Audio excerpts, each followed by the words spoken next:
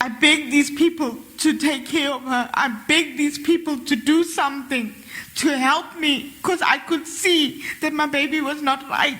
uAmanda lona Alexander waseMelmothi wafunyaniswa nesigulo esingaqhelekanga sokuhlaselwa kwezihlunu ngamajoni omzimba eneminyaka eli-15 ubudala.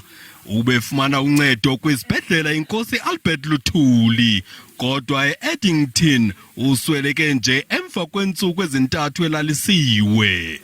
If as a mother I could see that they tried and Amanda still passed away, I wouldn't be fighting.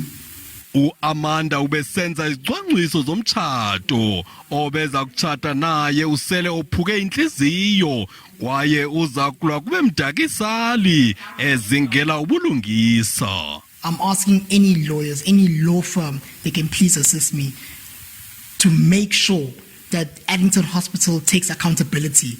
Isebe lezempilo KwaZulu Natal lifuna ingxelo ezeleyo kwisibhedlela.